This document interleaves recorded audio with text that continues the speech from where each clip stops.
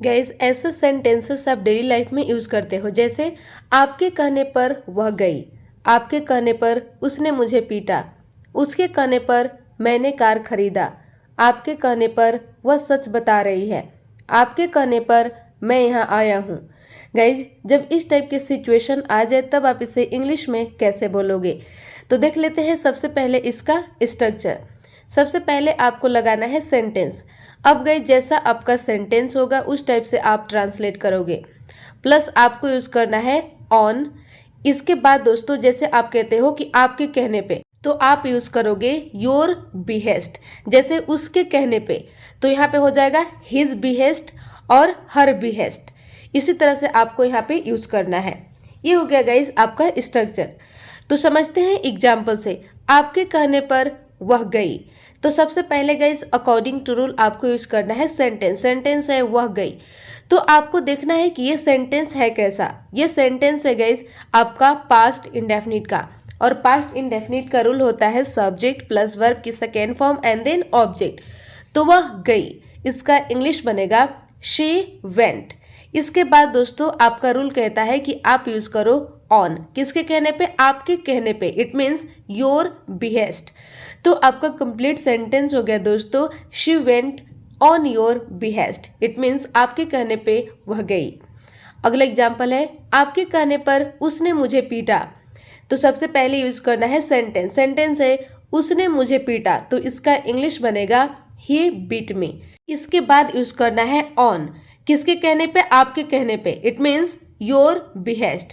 तो आपका complete sentence हो गया दोस्तों, he beat me on your behest. It means आपके कहने पे उसने मुझे पीटा। अगला एग्जाम्पल है, उसके कहने पे मैंने कार खरीदा। तो सबसे पहले यूज करना है सेंटेंस। सेंटेंस है मैंने कार खरीदा। It means I purchased a car. इसके बाद लगाना है ऑन। किसके कहने पे? उसके कहने पे। It means his behest. यहाँ पे दोस्तों हम मान कर चल रहे हैं मेल, तो यहाँ पे हिज आया। यदि फीमेल मानते तो यहाँ पे आपको यूज करना होता हर। तो आपका कंप्लीट सेंटेंस हो गया दोस्तों, I purchased a car on his behest. It means उसके कहने पे मैंने कार खरीदा। अगला एग्जाम्पल है, आपके कहने पे वह सच बता रही है। तो सबसे पहले अकॉर्डिंग टू रूल यूज करना है सेंटेंस। सेंटेंस है वह सच बता रही है, तो इसका इंग्लिश बनेगा she is telling the truth.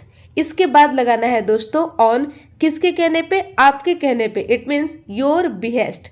तो आपका कंप्लीट सेंटेंस हो गया दोस्तों, she is telling the truth on your behest. It means आपके कहने पे वह सच बता रही है।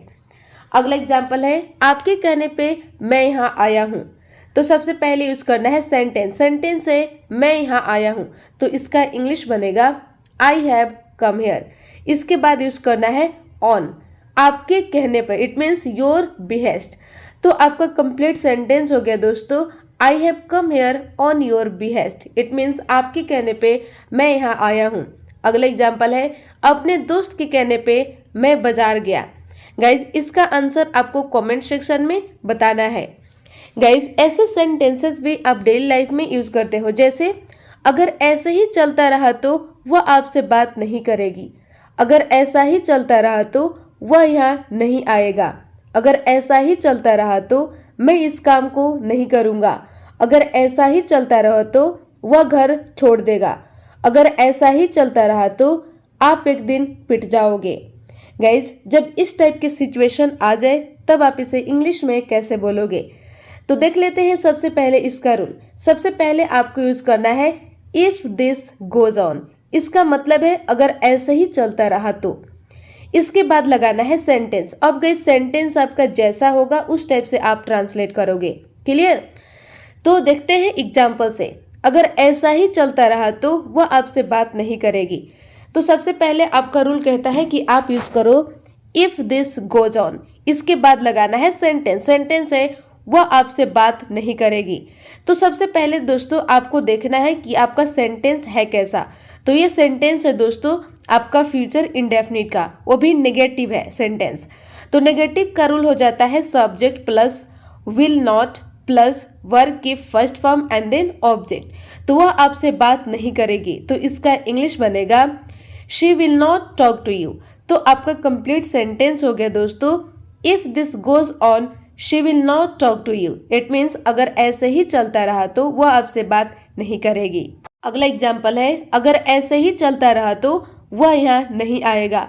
तो सबसे पहले यूज करना है इफ दिस गोज ऑन, इसके बाद लगाना है सेंटेंस। सेंटेंस है वह यहाँ नहीं आएगा, it means he will not come here. तो आपका कंप्लीट सेंटेंस हो गया दोस्तों, if this goes on he will not come here. It means अगर ऐसा ही चलता रहा तो वह यहाँ नहीं आएगा। अगला एग्जाम्पल है, अगर ऐसा ही चलता रहा तो मैं इस काम को नहीं करूँगा। तो सबसे पहले यूज करना है इफ दिस गोज ऑन, इसके बाद लगाना है सेंटेंस। सेंटेंस है मैं इस काम को नहीं करूँगा। तो इसका इंग्लिश बनेगा I will not do this work. तो आपका कंप्लीट सेंटेंस हो गया दोस्तों, if this goes on I will not do this work. It means अगर ऐसे ही चलता रहा तो मैं इस काम को नहीं करूँगा। अगला एग्जाम्पल है, अगर ऐसा ही चलता रहा तो वह घर छोड़ देगा। तो सबसे पहले आपको यूज करना है according to rule if this goes on, इसके बाद लगाना है सेंटेंस। सेंटेंस है वह घर छोड़ देगा, it means he will leave the house. तो आपका कंप्लीट सेंटेंस हो गया दोस्त, if this goes on he will leave the house. It means अगर ऐसा ही चलता रहा तो वह घर छोड़ देगा। अगला एग्जाम्पल है, अगर ऐसा ही चलता रहा तो आप एक दिन पिट जाओगे। तो सबसे पहले यूज करना है इफ दिस गोज ऑन, इसके बाद लगाना है सेंटेंस। सेंटेंस है आप एक दिन पिट जाओगे। तो ये सेंटेंस है दोस्तों पैसिव का, फ्यूचर का पैसिव का, फ्यूचर इंडेफिनिट का ये पैसिव है, आप एक दिन पिट जाओगे। तो फ्यूचर इंडेफिनिट का पैसिव हो जाता है subject plus will be plus verb की थर्ड फॉर्म। तो आप एक दिन पिट जाओगे, इसका इंग्लिश बनेगा you will be beaten one day. तो आपका कंप्लीट सेंटेंस हो गया दोस्तों, if this goes on you will be beaten one day. It means अगर ऐसा ही चलता रहा तो आप एक दिन पिट जाओगे।